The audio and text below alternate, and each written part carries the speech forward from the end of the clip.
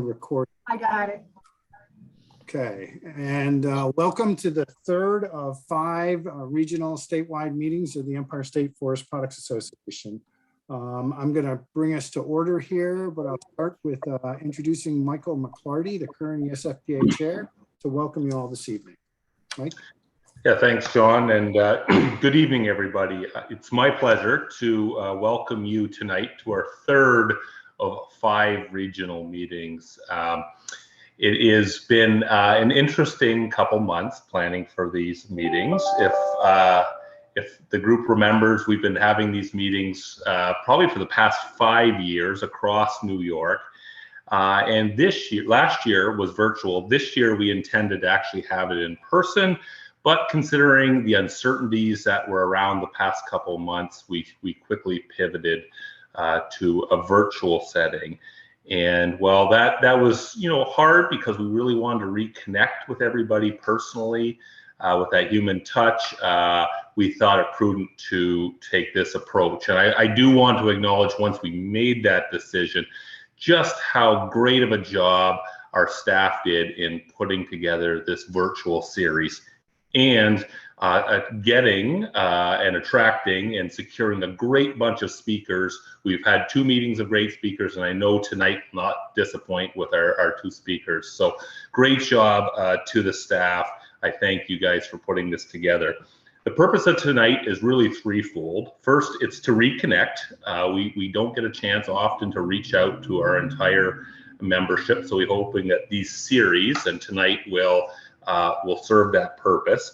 2, we got to carry out some organizational business. We'll elect some new directors to the board tonight, as well as John will give the membership an update on what we've been up to and our accomplishments. And lastly, we hope to provide value through the speakers that we have tonight, and which will be very interesting as the past 2 meetings and 2 meetings to come. When I think about value, I think that's an important concept with the ESFPA. Our sole mission is to provide value for our membership. We advocate on behalf of the industry in Albany. We are a resource that you can reach out to at any time with issues, problems, or questions, but we're here to serve you. But that value doesn't come easy, and there are a group of us, 4 different groups of people I want to thank tonight that provide value. First is our staff. John, Muriel, and Joanne. We couldn't ask for a better staff. You guys do a tremendous job, not just in these regional meetings, but year-round, providing value to our membership, and I thank you. Secondly, our board of directors. I have over 20 peers on the board who take time out of their valuable day to provide leadership to this organization, and it's truly a great group, and I thank you for your participation. Thirdly, our membership. Again, we're your organization. We're only as strong as our membership's input and dedication to the organization. I thank you for that, and we encourage you to continue to participate.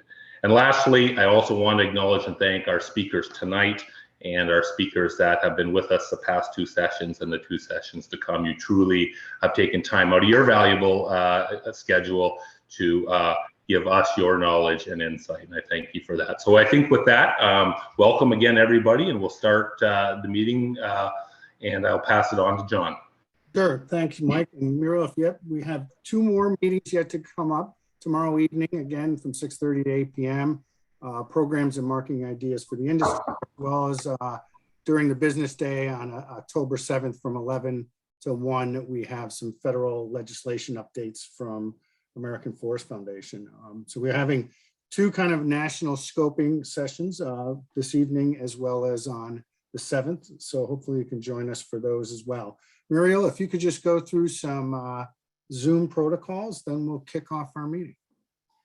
Good evening, everybody. I just wanted to remind you that we will be having a Q&A, but we're going to do it after both of our presenters have a chance to go through their presentations. But when your question comes to mind, please feel free to put it in the Q&A function or the chat function to me. And if you happen to be calling on your cell phone, I'm going to give you my phone number and you can text me the question that you might have, it's 518-330-7684. And being that this is a webinar, everybody's audio is off. However, when it's time for us to go through your question, I will ask you to okay the unmute, and you'll be able to speak if you have any follow-up for your question. And if you have any questions all along, just reach out to me. Next, it's my pleasure to introduce Mark Mowry, who's going to give us an update for Log a Load for Kids. Thank you, Muriel, and I appreciate everyone giving me a few minutes to plug our charity. It is the outreach of the New York ESFPA to donate to children's hospitals throughout New York. And I've got to say that Muriel and Joanne have done a lot of extra duty this year to help us get things rolling and get things set up, because we're trying to do this virtually more than we've ever done it in the past. Just trying to indicate to everyone, it is our charity to support our regional community children's Miracle Network hospitals. We are off to a good start, but if you haven't made your annual donation or sent a check yet, please consider doing so. I know there'll be some excellent speakers after me, so please don't forget. We've had some good programs the last few nights, and I imagine tonight's will be as well. This year we are trying something we call the Dave Drive. We lost one of our stalwart volunteers in July. Dave Miller was one of our fabulous volunteers at the Woodsman's Field Days, and he was the 2012 National Game of Logging Landowner Champ. And once he got done competing, he joined Log a Load for Kids and helped us raise money. We sent this out in a letter, and another Dave responded that if we can achieve more than we raised last year, this other Dave Tregaskis, will donate another $1 for every $1 we raise. He'll match everything above last year's total of $27,000. We did very well last year without some of our outdoor events. So we're calling it the Dave Drive. We've got a virtual chainsaw raffle at a couple saw locations. We've got chainsaws donated. We're asking $5 a chance to win one of these professional Husqvarna model chainsaws. We have tickets on Venmo at Log a Load ESFPA. We have tickets at GKS Sales, who's donated a saw, and at CJ Logging, who's donated a saw. We also have firewood auctions for landowners or people looking for firewood. 3 loads within 50 miles of their location, one from Gutchess Lumber, one from Green Lumber in Davenport, and Pat and Karen Reagan have offered to donate a load of firewood from their land near Camden. Those go to the highest bidder by the end of October. We are looking for highest bids above $500 for a minimum of 15 face cord loads on a triaxle. And then after that, we're going to try some fall craft auctions. If you're a crafty person and you make things and want to donate to Log a Load for Kids to help us raise money, we're going to try to put some things online and have a virtual auction before Christmas so we can share our talents with people before the holidays. Lastly, try something at your own organization, at your sawmill with your logging group. We've got B&B Lumber and B&B Forest Products in Cairo. They match whatever their loggers donate. Sometimes they get loggers to donate the value of a log or part of a load. We encourage everyone to try to do something like that, to be creative, since we can't do as many outdoor events. And one last plug, October 19th is Lumberjack Trivia in Saranac Lake at the Bitter and Bones. There's great food and drink. And thank you for giving me a couple minutes of your time to hear about Log a Load for Kids. I just want to add that all of that information that Mark mentioned and how to get your donations in and where to send everything and what's available is I've been repeating in our e-newsletter, and you can see our latest e-newsletter at www.esfpa.org under the latest news little menu on the right. Thank you, Muriel. Thanks, Muriel and Mark. And again, you know, this is a tremendous charity. It's one of our biggest ones of the year. It's to benefit the Children's Miracle Networks across the state of New York. So please give and give generously. So for this evening, our presentations, I'd like to welcome Dana Cole, the Executive Director of the Hardwood Federation, who's going to do a brief update of what's happening with the Hardwood Federation, some things within the Beltway of Washington, D.C., and then a real focus this evening on the Real American Hardwood campaign. Linda Jovanovich, who is the Executive Vice President of the Hardwood Manufacturers Association, but on the steering committee, I believe it is, that's really been kicking this campaign off and the promotion over the past 2 years.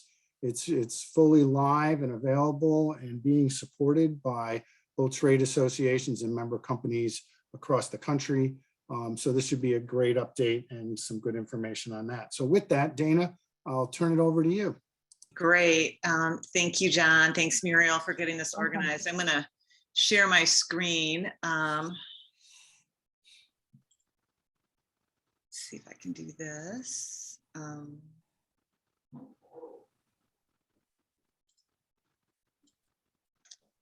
It's great to be here tonight. I always welcome the opportunity to speak to our member associations. And of course, ESFPA is a super supporter and has been for a number of years. So thanks very much for having me tonight. Really quickly, the Hardwood Federation, I think many of you know, we consider ourselves the voice of the hardwood industry in Washington, D.C. We represent 28 hardwood organizations from across the country, including your fine organization, as well as Linda's organization, the Hardwood Manufacturers Association. So that's a list of the folks we represent very proudly. Our mission in Washington, D.C. is pretty simple here. We educate policymakers about those issues that impact the hardwood industry. And we really do focus on the hardwood side of the wood products industry. But that includes some landowners, that includes loggers, that includes our manufacturing, our hardwood mills, and concentration distribution yards. So we try to equally represent kind of that whole supply chain. We network with our allied association that includes landowning groups like NAFO and AFF, as well as manufacturing groups like the American Forest and Paper Association and some of the softwood organizations and the American Wood Council as well. And we also run, of course, the Hardwood Federation PAC, so we can support those members of Congress that support us. And as you probably are painfully aware, it's a bit of a dogfight in Washington, D.C. these days, and elections come around very, very quickly. Don't kid yourself, we are already in an election cycle. People are already lining up for the 2022 elections. So it's very important that we try to do what we can to keep members of Congress that support us in those seats. And so we do have an HF PAC. We are very careful vetting those members of Congress to make sure that we are giving our dollars in a smart way and to those that support us. I'm really excited. We have a new PAC manager that just came on board today, Brian Brundle, and he's got some great ideas about how to identify and support members going forward. So I'm hoping for great things in 2022.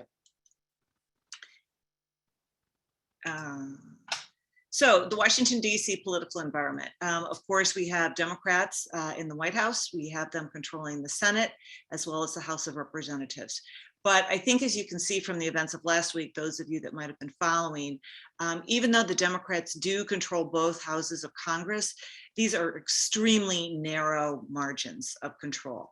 50-50 in the Senate, with the vice president breaking that tie, 3-vote margin in the House of Representatives. So the speaker can only afford to lose 3 Democratic votes if she hopes to push forward legislation.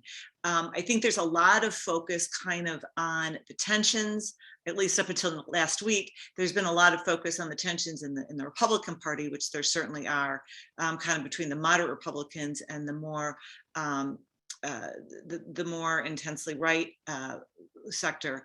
But there are similar tensions in the Democratic Party. And we saw those really come to light between the progressive arm and the more moderate arm of the Democratic Party when they were trying to move forward with some pretty significant pieces of legislation. So really, although the president kind of has all his ducks in a row, you would think in Congress, it's not that easy to get things passed. It definitely has to be passed for the most part in a bipartisan manner, particularly because these narrow margins are allowing, some Democrats, especially on the moderate side of things, to to move away or to be a little bit worried about some of these proposals that are kind of floating around out there. So that's what it's like right now in DC. It's kind of a game of chicken sometimes about who will blink first. The things that we are focusing on are things that we've been focusing on for a long time. Climate, obviously, business taxes, worker shortages. I hear a lot about worker shortages. I've actually been out and about a lot in person over the last year. A lot of meetings are happening in person. This is the #1 issue I hear about is the labor shortage and how hard it is to get workers to hire workers and then to get them to come back once you hire them. Something else I've been hearing a lot about recently is infrastructure and particularly transportation. The ocean carrier issues that many of you may be having is something that we've been hearing a lot about, and we have picked that up recently. One other thing that's not up here that probably should be is the vaccine mandates at the federal level. I know you in New York are dealing with some of your own mandates, but at the federal level, those are kind of causing a lot of panic. And I'm sure John has heard some concerns. I know Linda has from companies about how to deal with those national vaccine mandates. Just kind of top line on where we are with all of these issues. In terms of climate, the good news here is that the administration is very aware of the benefits of forests to the climate issues that they've identified, particularly around carbon. That's great that they realize that forests are natural sinks, that we want to take care of those forests, that we want to grow more trees. We are totally in favor of that. The thing that we want to make sure, though, is that the forest products are part of that story, and that when we're talking about forests, we're talking about working forests. I do hear a lot of concern from particularly the mills and the manufacturers that there's a lot of talk about, and a lot of concern about forests getting locked up, by big companies that want to kind of buy the carbon credits. And they talk about, the potential of growing trees for 30 to 40 years and not harvesting them. So I think it's really important that for the long-term benefit, not only of the forest health, because I think everybody knows a working forest is a healthy forest, but also the long-term health of the industry and the wood products industry, that we make sure that those forests continue to be working forests and fill our raw material needs. Tax and regulatory burdens obviously is always something that we as a business organization focus on. I think, again, those of you that have been following what's been going on in Washington, D.C., there was a significant reconciliation bill, and you get into the semantics here about whether it was really a bill or whether it was a framework. I think it was more of a framework. There were a lot of ideas and some language.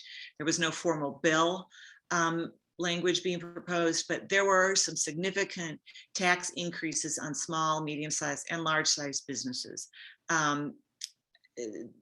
Corporate tax rate going up. I kind of have to use my little cheat sheet here. Top individual rate on individuals from 37 to 39% for those over $450,000. Expansion of the net investment income tax credit. A cap on Section 199A at 500,000. Currently, it's at 20%. So some of these would have a significant impact on businesses. There were also some inheritance tax proposals incorporated in that reconciliation bill. The reconciliation bill was $3.5 trillion. That's a lot of programs that they were trying to fund. So obviously, they are looking at top earners, they're looking at corporations, and they are looking at companies. And while they say under $400,000 won't get touched, I think, in order to really fund all of these programs, that was going to have to be ratcheted down some. And I think that's why you saw a lot of the moderate Democrats very concerned about this, particularly in the Senate with Senator Manchin and Senator Sinema. The progressives on the Democratic side, of course, thought they should be bigger and better. They also wanted this to go in concert with the infrastructure bill, which is at about $550 million or billion dollars, I'm sorry. So it was just a lot of political kind of gerrymandering going on in Washington. And where we are right now is that everything kind of fell apart. The Democrats are going back to the drawing board. They're going to be looking at both bills. I think what you'll see is that that $3.5 trillion reconciliation bill will be brought down.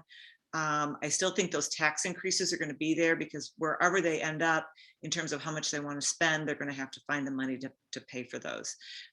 So we are, very aware and working with a lot of business organizations on tracking what is being proposed in terms of tax, especially on small and medium businesses, and pushing back against those. We are discouraging any kind of legislation that would discourage return to work. There were the add-ons to the unemployment insurance; those have expired, but we are still keeping pretty vigilant to make sure that nothing kind of turns up in these bills that are kind of floating around out there with these big kind of they call it the social infrastructure that could potentially encourage workers to stay at home. And then in terms of infrastructure, again, this infrastructure bill, we are supportive of any infrastructure proposals that help us ship things domestically, make things domestically, and ship things and sell things overseas, our exports. So we're for all of those things. The ocean shipping, which I think I mentioned earlier, big issue for us, for those exporters and their inability to get onto ships and get their goods and services shipped over. There is currently a bill that is floating around in the House. They're looking for co-sponsors. It's called the Ocean Shipping Reform Act of 2021. Hopefully in the next few days, those of you that are being impacted by this will see an email from us or a phone text from us asking you to weigh in with members of Congress, asking them to sign on as co-sponsors of this bill. It's very bipartisan. It's being proposed by Congressman Garamendi, who's a Democrat out of California, and Congressman Dusty Johnson out of South Dakota, who's a Republican. When they first floated this idea, they sent a letter up to leadership that had 125 bipartisan members of Congress on the House side. So I think that we should have a really nice bipartisan package, which again is really the way to get things done these days. There's also movement in the Senate, again bipartisan, with Senator Klobuchar out of Minnesota and John Thune out of South Dakota. They are looking at working together to co-sponsor some relief legislation. So we will be moving that forward. And again, on the vaccines, we're just doing our best to keep track of what is being proposed and what is going to be required of companies. If you take a look at our newsletter from last week, we kind of laid out what we know, which isn't a whole lot. Basically, the president has asked OSHA to come up with regulations for an emergency temporary standard. Once OSHA issues that, which probably is in 6 to 8 weeks, it will be in effect immediately. Once it's in effect, there will be a public comment period on it, which is a little bit ridiculous, but that's just the way these things roll out. I fully anticipate that there will be legal challenges once OSHA issues their emergency temporary standard. There's already a lot of noise about them from a number of groups. So we'll see where it goes from there. But there's a lot of questions about what exactly it means to make sure that companies over 100 are either going to work with employees that are vaccinated or being tested. How do you push back against fraudulent documentation? What does it mean if you have some workers in your physical location or some working from home? What if you have multiple locations? What if you're a company that has a lot of workers outside? Lots and lots of questions, again, around HIPAA regulations and how that plays into this. A lot of questions not answered. So really at this point, I think people know a lot less than we don't know, but we are doing our best to kind of track that and communicate it to the industry. So just kind of to wrap up here, what can you do as, I can't get to my slides, there it is. What can you do as members of the industry, as companies, as individual members? Number one, be informed. I know John shares a lot of information. John and Muriel always have great information at both the state and the federal level from a number of sources. Pay attention to that, figure out how it's impacting your company. And then meet with your local officials, meet with your elected officials. And I would say this at the state, the local and the state and the federal level. Bring them into your turf if you're comfortable doing that. Let them talk to your employees and hear what you do, not only for those employees, but for the communities that you're located in. That really makes a difference. Respond to calls to action, whether they come from John at the state level or from me at the federal level. Every call, every email, every text, it does make a difference. And then, of course, I always have to end with financially support the Hardwood Federation and the HFPAC. I know there's those of you on this call tonight that contribute to both of those. If we can't keep our doors open, we can't do what we do on behalf of the industry. And support John as well, support ESFPA, because we can't, you know, it's so important that he does what he does at the state level, because that always trickles up to the federal level. And a lot of those members of Congress that he's lobbying and that you're lobbying, you know, someday they're going to end up in Washington. And if you do the groundwork and get them well educated at the state level, it makes it a lot easier for that transition to the federal level. So I'll just end it there. And I think, Muriel, you wanted us to just roll right into, you want us to roll right in? Okay, and then we can come back for questions. Let me just change my PowerPoint here.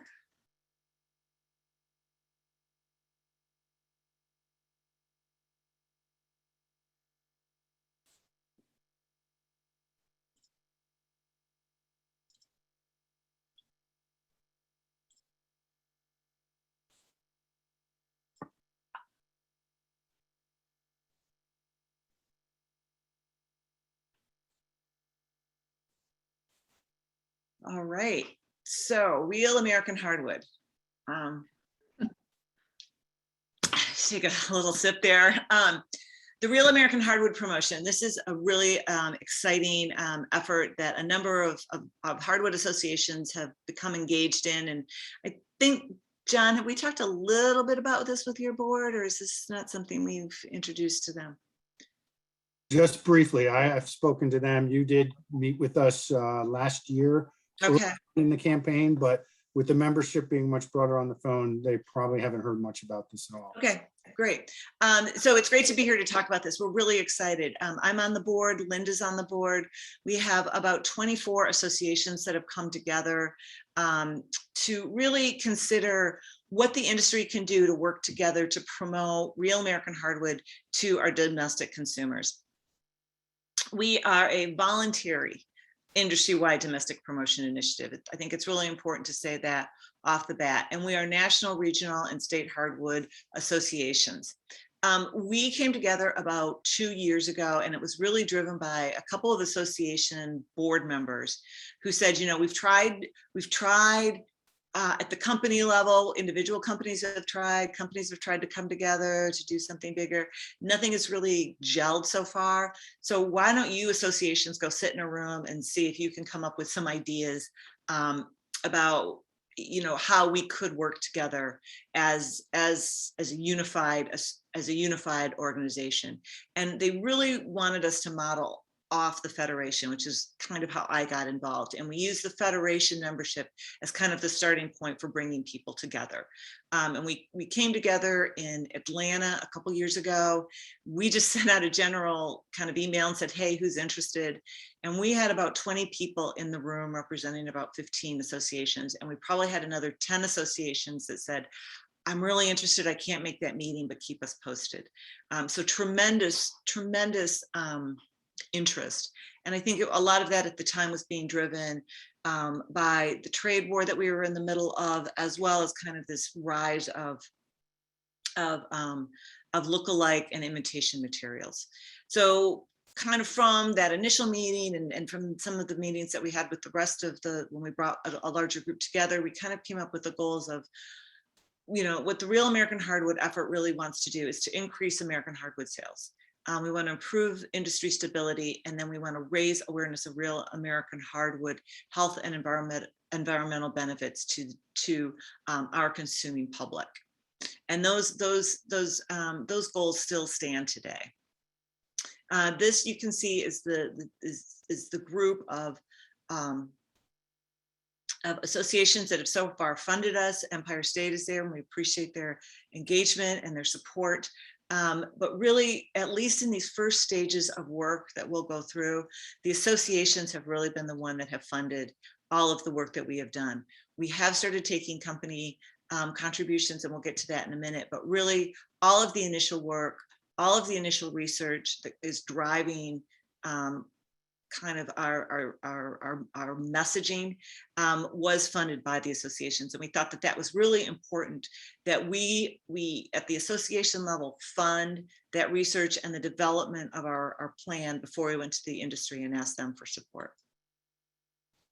And so here's kind of the road to success that we have been on over the last few years. Number one, research. What drives consumer purchases of hardwood products?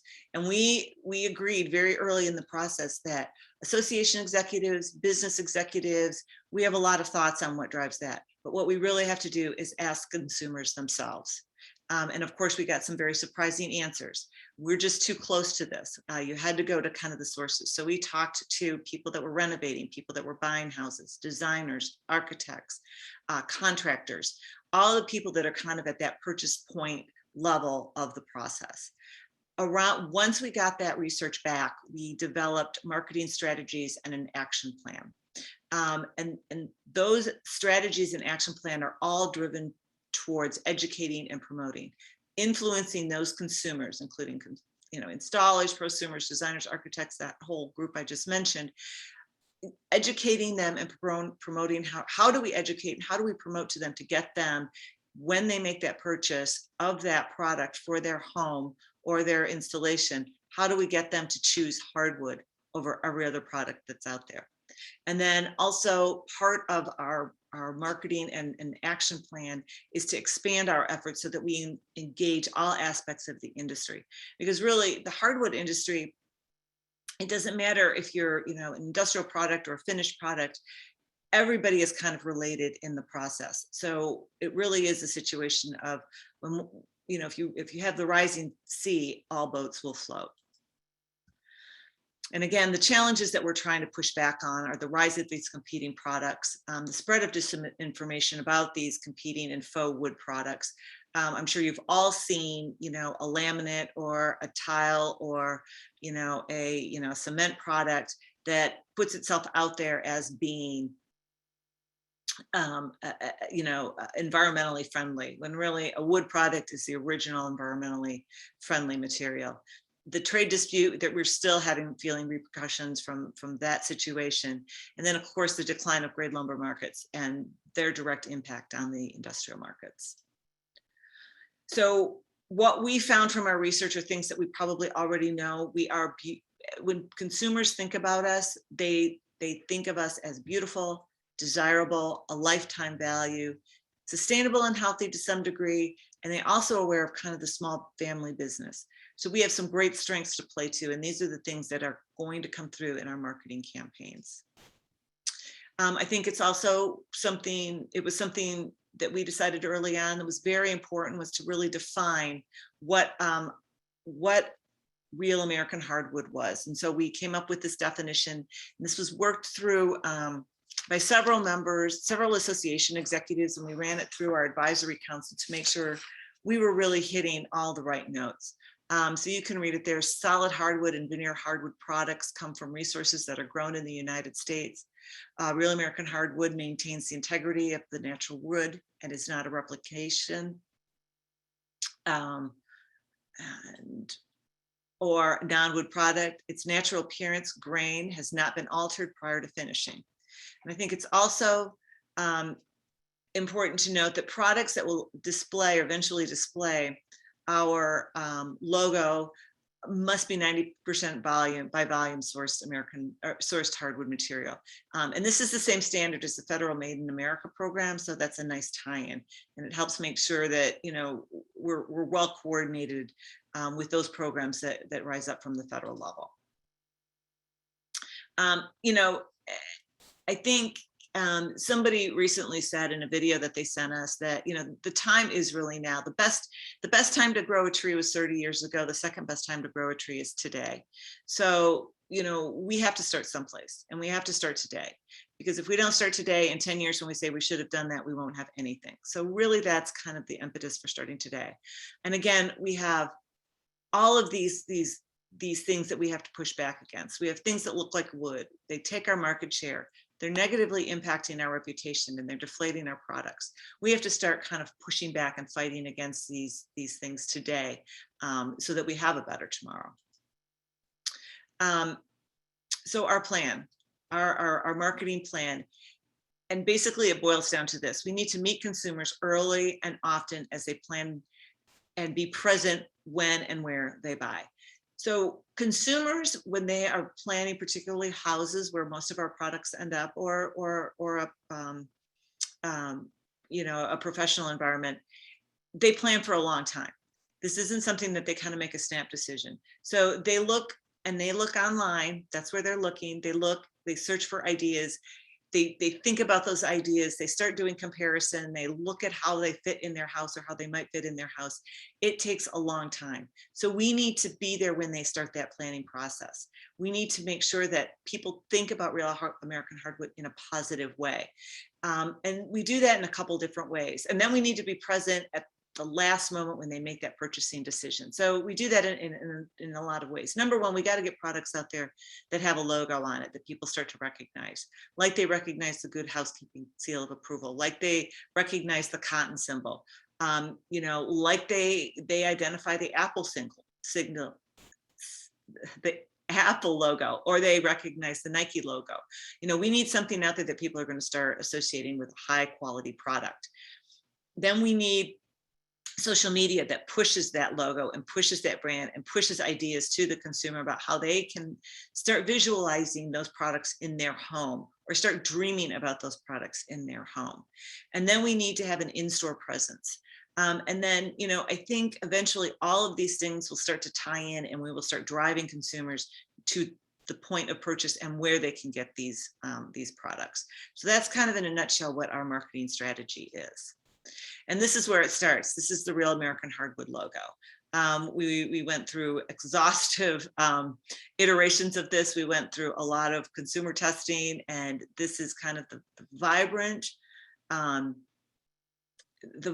fingerprint of the industry that we want to make sure that everybody has on their products, so that we start to, I think our dream is that when we go into a store, we see this. When we're driving down the road and we see a truck full of lumber, we see this. When we see a pallet, we see this on the end of the pallets.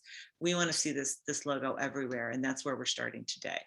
So now I'm going to turn it over to Linda. Linda's the executive director of the Hardwood Manufacturers Association. She's been intimately involved with marketing and promotion for a long time, and she's been a great asset to this whole project. So Linda, take it away. And I'll try to click through the best I can. Oh, you'll be good. Hi, everybody. Muriel and John, thanks so much for having us again. And thanks for ESFPA's support of this coalition and our work. A little bit more about the logo. Everybody looks at it and says, oh, wow, why red? What's the purpose? Well, in part of our research, we learned that there's nothing more unique than a person's fingerprint, and there's nothing more unique than the rings in a tree, the growth rings in a tree. And everybody wants to be authentic and unique. And what better than to have those growth rings in our logo? Additionally, we wanted to pick a color and choose a color that was vibrant and that stood out and complemented most of our membership and industry affiliates logos, not a green and not a blue that would not coordinate with them. So that is one of the reasons for the logo you see. We're excited about it, and we're hoping to turn it into our industry's Good Housekeeping seal of approval is what this is all about. We had a brand accelerator develop this for us. We didn't all sit around a table and put this together. We did go to them, and they had a creative design team put it together. So what do you do with a logo and how do you get involved? One of our asks is for industry engagement and participation is essential. How do you use the logo? You can put it on a product, your company's product. You can put it on an advertising that you put out to the industry. You can put it on your packaging. I'll show you a little later how some members have it on the sides of their stacks of lumber. Point of sales material, your invoices, your business cards. So we just want to put it out there. We don't want it to take the place of your own unique logos. It's meant to identify your product as being premier, top of the line. Okay, how else can you participate? Your participation helps us grow, and hopefully it will help your markets grow. We currently have a number of social media sites that are very active. We post on them every day. At Facebook, it's Real American Hardwood. At Instagram, it's also Real American Hardwood. At Twitter, it's Real American Hardwood. And we have our own YouTube channel now. If you go on those, like us, follow us, share the material. As our audience grows, we have more of an opportunity to connect with influencers. We also can get free advertising with YouTube. There's a lot of reasons why it's important for everybody to just jump on your phones and follow us right now. So people say, oh, I like the logo. I want to be a part of the campaign. How do I get the files? Well, you can go to our industry website, realamericanhardwood.org. You will click on a little button on the home page. If you want to use the logo, there's no fees for anybody as long as you're associated with one of the industry associations that provides funding to the coalition. You're more than welcome to use the logo. We don't ask for anything in return. You can download it from the website. There's a logo usage guide. It will help you learn how to use it, where to put it, the sizes of the files, and all that type of thing. There's the homepage is right there for the industry website. You can see where you can get the logo. If you're interested in contributing, you can contribute at that button. And then up along the top are all of our social media tabs. You can click on those to follow us. And there's a calendar in there of all of our association events where we're all going to be. There's news and updates that we put out, a monthly reminder pretty much for everybody to let them know where the promotion program is standing right now. We have also added a page on there where you can see who's funding it. We've started to get a lot of contributions from the industry, great support from the industry. We do have a page up there so people can see who's up there, and we're having people say, how do I get up there? So that's how you get up there, is to contribute. There's the page if you want to go on so you can see how it looks. To get the logos, to get the logo guidelines, to get the standards, the brand standards. We have trademarked our logo. We've trademarked the words naturally authentic. That's all on there. We also have something really cool when you go in there. We put together a social media guide because a lot of us aren't used to social media, and we're new with social media and we really don't know how to use it. So it helps you learn a little bit about the proper protocol and social media manners and how to increase your audience, because as we increase our audience, we're hoping we increase your audience too, because we're going to share your information and use your information just like we have our own. Also on the website, this are some ideas of where and how you can use the logo. You'll see it there on a stack of lumber to the left, an advertisement. People are putting it on their ads in the industry publications. People have put it on the side of their trucks. People have it at industry events. Put it on your Facebook page, put it on your Instagram page, wherever you are marketing your logo and your company, please market Real American Hardwood for us. So this is a great program. It's meant for the entire industry. Sounds good, but what's it going to cost, and what are you going to do with the money? It was very important to us when we all sat down at a table back there in Atlanta that we didn't just start asking for money and waiting until we got the money to do something with it. We wanted to have a plan. We sat down, we mapped out a minimum 3-year plan. This is sustainable. We don't want it to be one and done. And we realized that to get this off the ground, we were probably going to need to get about $500,000 minimum to get this started. What are we going to do with that $500,000? Well, first of all, we're going to develop a social media platform, which we have started that. Second of all, we obviously need a face where people can find us, where consumers can find us, and that will be realamericanhardwood.com. If you go there now, it's just a placement page with minimal information about American hardwood products. But the exciting thing is we've been interviewing companies to get started on our own consumer website. And this is huge. And we've interviewed some great companies. They're coming to Pittsburgh and meeting with a group of our team this week. And hopefully within the next couple of weeks, we're going to pick a team and our website's going to be started. We're hoping by the end of the year, we have the mainframe of the website up for everybody to use and see and to really start passing it along to consumers. The other part of the website that's really exciting is we are going to have a hardwood home area where people can go in and visualize their hardwood home. They can pick a room. They can put the color of their room for their living room in there, and then they can select species for their floor. They can select stains for their floor. And after they put their ideal room together, they can click on those items and find places that they can find those products within a certain amount of radius. That should be up and running in 2022. That will provide direct feedback to our industry affiliates for the products that they are all making and producing and selling. So there is nothing out there like this. If you go to like a lot of the cabinet companies, you can see this type of visualizer, or if you go to like Sherwin-Williams, you can see it for colors in your room. But this will be a first. It will be a great asset for our industry. The people we hear so often, I love those floors, but I have no idea where to buy them. Well, we're going to help them direct them in the right place, because our research told us that 83% of people, when they're planning their homes, go to a big box store. They visit Home Depot, they visit Lowe's. You walk through those stores, you can visualize a whole home in there. And that's what they do. And we are not there with the right messaging. We are not appealing to their emotional level. So we need to get started on that. That's very imperative. So once we get our face set up with the website, then we've started making connections with some of the big box stores to figure out how we can get the right messaging in there and our products more on display at the end caps that are in there and not hidden in the back behind all the LVT that's in there, behind the plastic molding that's in there.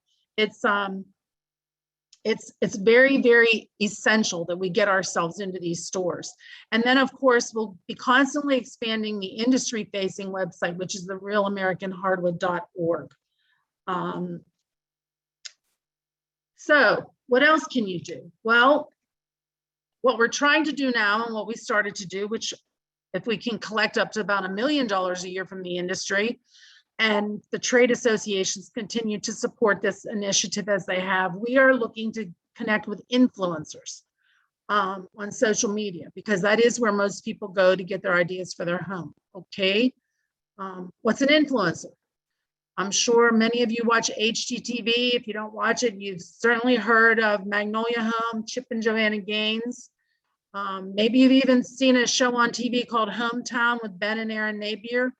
Well, about 4 years ago, if you wanted to sit down at a table and talk to Ben and Erin Napier about using your products, it only cost about 5 figures to do that. Now it's in the mid 6 figures to sit down with them and talk to them about it. So, you know, we're not going to start out big with them, but we're going to start out with what they call nano influencers and go to micro influencers, and little by little reach out to people that can expand our audiences. They would all have minimum of 10,000 followers.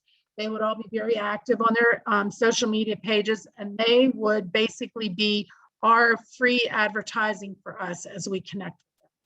So that's another thing we can do with a little bit of extra money. We'll create specific in-store programs. We will continue to add content, paid placement to realamericanhardwood.com, the consumer site, and continue to reach out to provide more information to consumers about the healthy benefits, the very healthy benefits of having American hardwood products in their home and their offices.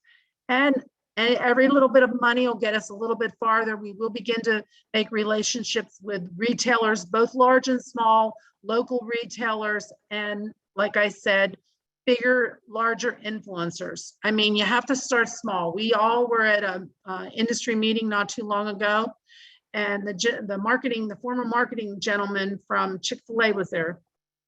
And he said, they started small, just like this. They had little influencers, but 15 years later, they had an ad sitting on the top of the Rose Bowl. That's where we want to go. We want to expand this to where people look at that logo and they know exactly what it is. They have an affinity for the product.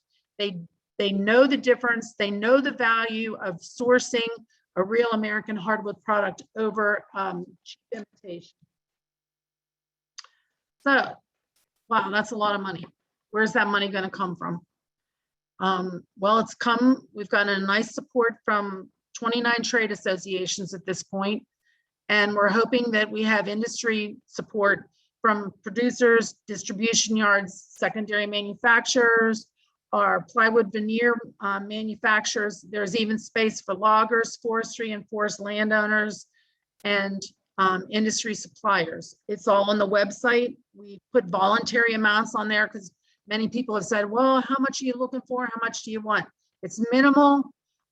We ran past a lot of our producers to say, is this too much? Are we being too aggressive? Everybody seems to think we're more than fair for our ask. But like I said, you don't need to give us anything. As long as you are willing to put that logo on your product, support the initiative, and we all talk with one voice under one logo, it'll be advantageous for us. It'll take us to where we want to go. It'll take us to next steps. Hopefully it'll increase our products and our profit, our bottom line.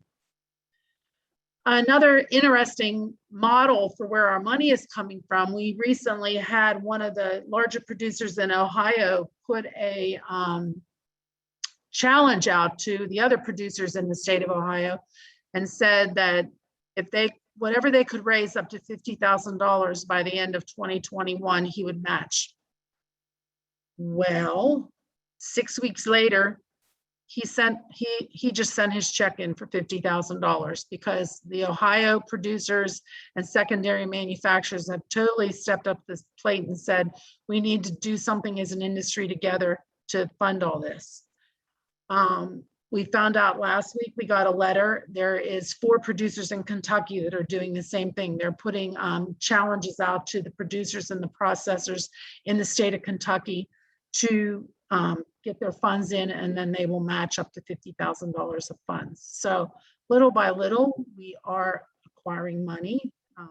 I'm the RAHC treasurer, and I'll call Dana at least once a week and go, oh my gosh, this is great. It's moving along, it's looking good. So we're covered for our website. We're started for the big box stores, and we've even reached out to a couple really cool film people in Nashville this week about possibly doing some stuff for us, that they do filming for some of the big name music people out of Nashville. So your money will be put to good use. So just a reminder, our website for the industry is realamericanhardwood.org. Anything and everything you want, you can find on there. Our email is info@realamericanhardwood.org. We check it every day. We try to get back to everybody as quickly as we can if you have any questions or concerns. The Instagram again is Real American Hardwood. We put pictures up there every day, images and pictures of Real American Hardwood products up there every day. Twitter, we keep Twitter very much, if you like the environmental messages and you want to share environmental messages, that's really where we do that, because Twitter is really polluted with architects and designers, and obviously we want to reach them as well. Twitter is Real American Hardwood, and Facebook is Real American Hardwood. And whenever you make a post of something you're proud of at your facility, don't forget to add the hashtag Real American Hardwood. So can I just say one last thing here tonight? You know, if for those of you on the phone, if you do nothing else tonight, go to our Instagram account and follow us and start liking our posts. And if you, like Linda says, if you have an Instagram account, tag us when you put something on your feed. And I did just check, and Instagram is back up. It is Yeah. back up now. So Yeah, it was down all day. You can do it while you're sitting here. You know, the more followers we get, the more reach we're going to have, and the more luck we'll have getting that influencer that'll really push us over the edge. And also go on the YouTube site and subscribe. Yeah. We've got a couple of videos there, so subscribe there. Again, I think we're really, really close to getting some level, which I don't understand the whole YouTube thing, but we're at some level where it'll start to, what was it? We'll get a banner, Linda? Yeah. Get a Right. banner, whatever that means, but I guess it's good. So, you know, just do those little kinds of things. That will be your first step to kind of helping in this, in this effort. And, you know, have your employees sign up, have your family sign up, you know, kind of spread the word. John did ask a question. He wanted to know how we reach consumer influencers, including architects, designers, and engineers, because too often they are price driven.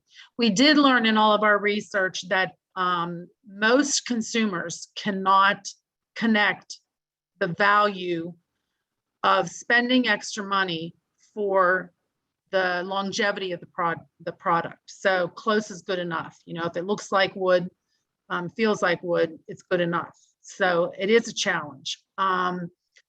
That's what we have to do a better job. We have to connect them emotionally. We have to make them want our product. We have to teach them about the healthy environment that they foster in their home with real products, natural products, and not these fake products. We will reach out to them. The first round is for consumers, but we have not forgotten the architects and designers. First off, they're always a consumer. So if we can hit them that way, and then we'll hit them professionally. Lord willing, down the road, we'll be going to trade shows. I would love to see one of our speakers on the Diaz at Greenbuild. So that, you know, we'll continue to reach out to them the way we have been. Does anybody else have any questions out there? Feel free to put something in the chat or. I have a question. Sure. So the influencers, you need to attract them. Is that how that works? Well, typically you have to reach out to them, but ironically, we had one reach out to us last week. And he is a woodworker, and he's a film developer, like I said, in Nashville. And he is, and here's what you have to do, so you get how it works. He built a new studio. So these people, one of his clients is Florida Georgia Line. They come to his studio, he does film in there. But he doesn't just do the film of them singing. You know, if you ever watch any of those music videos, they go out and film all kind of really cool stuff, whether they're out in nature, hiking, whatever. Well, he contacted us about hardwood products for in his studio, flooring. And he contacted me through the American Hardwood Information Center and the Cypress Association that we run.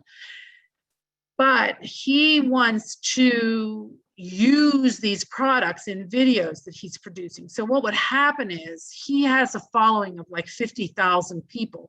If we worked with him on these projects or this project, he would basically advertise to everybody that's on his channels for free. You know, and what would he get? What does he get exactly? Well, he's probably going to get a free floor out of it. Okay. It's product. It's a lot of it is product driven. Usually product, and it's typically donated. You know, it's not anything that's costing anybody money.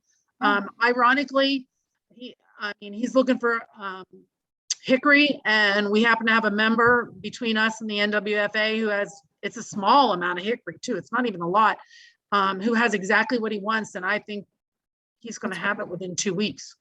That's great.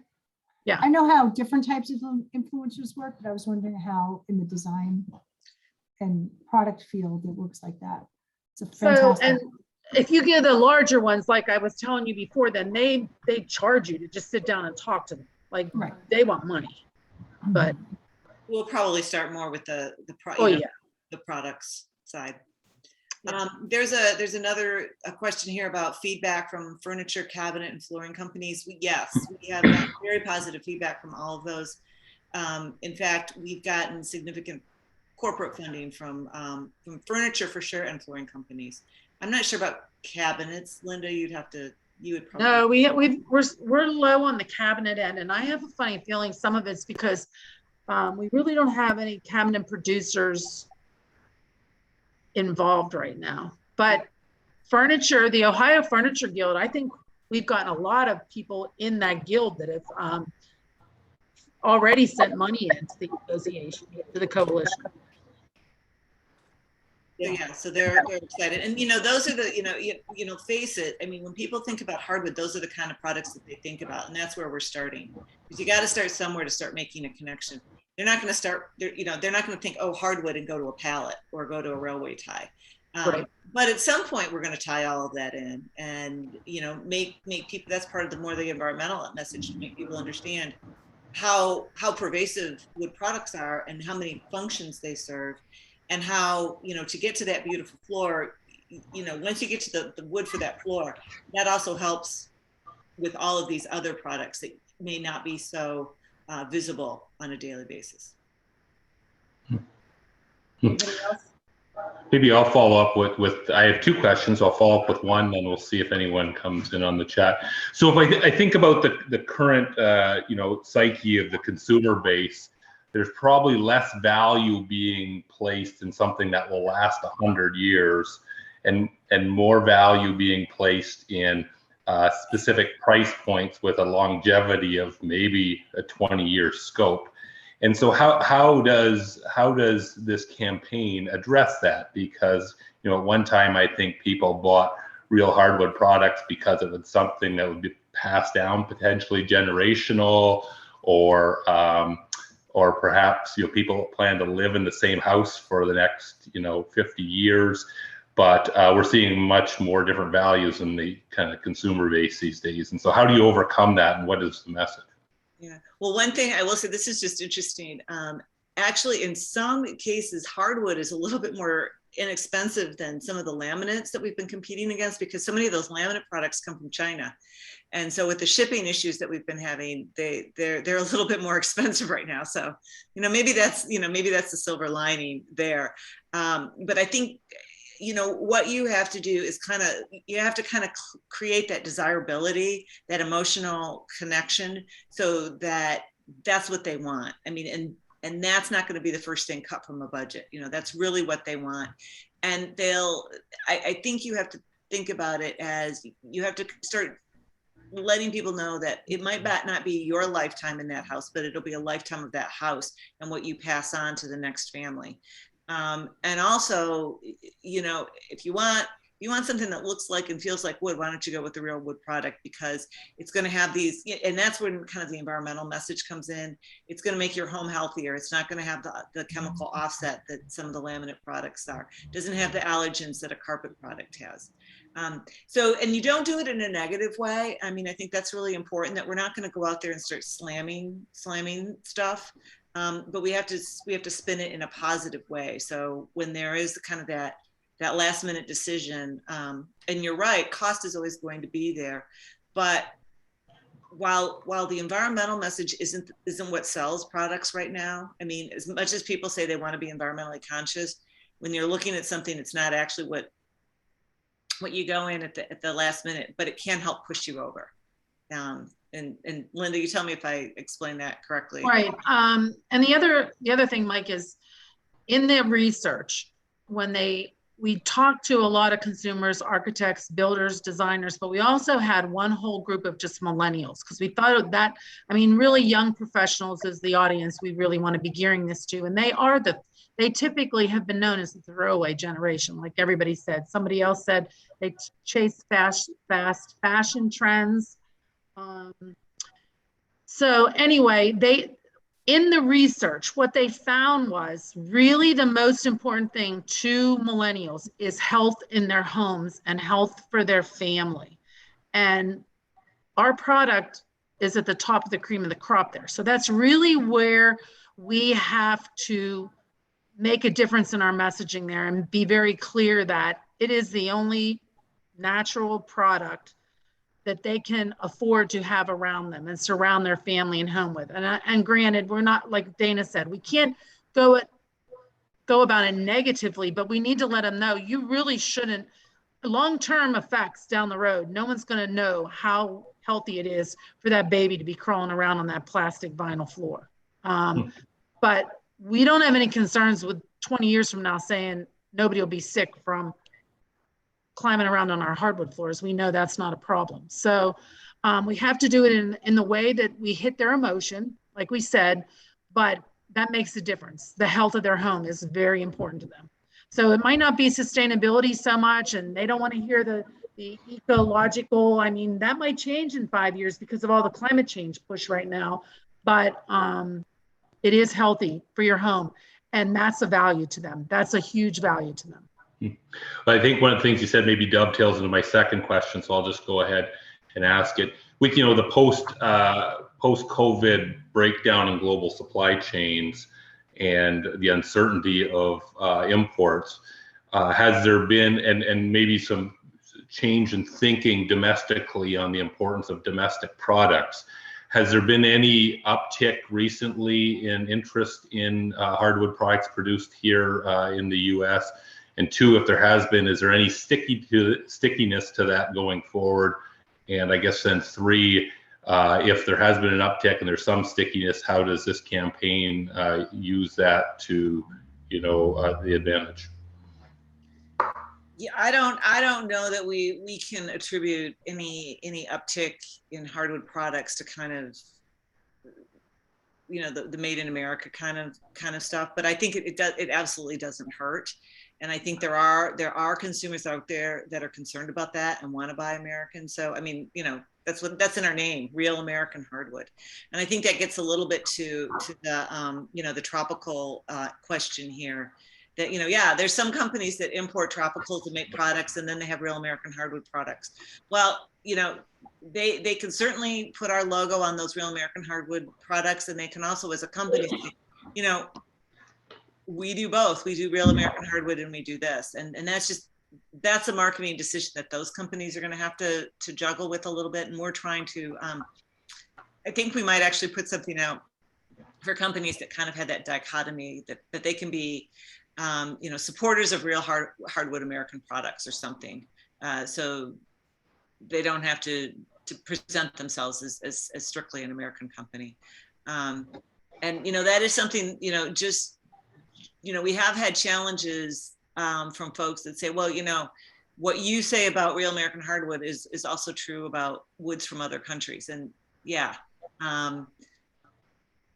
but we are focused on kind of that real American hardwood. It's in our logo. And we will also, I think what we will probably see in their consumer site is some focus also on kind of those small businesses, those family businesses that make products here, to kind of, again, pluck at those heartstrings.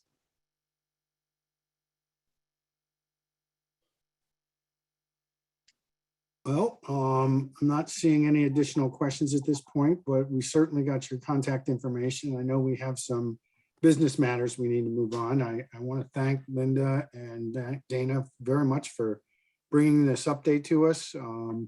We'll certainly get some of, oh, congratulations. You can go ahead and jump off, Linda. Thank you all. Thanks for having us so much. Oh, I can't wait to find out. Okay.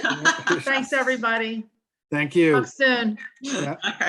And Dana, it's always a pleasure to work with you on this and on other national efforts. And I'm sure we'll be talking more in the very near future. Yeah. Let me know what we can do in DC. And hopefully someday you'll be able to come to DC, John. Yes. Get back up on Capitol Hill. There we go. All right. Thank you, everybody. Have a good night.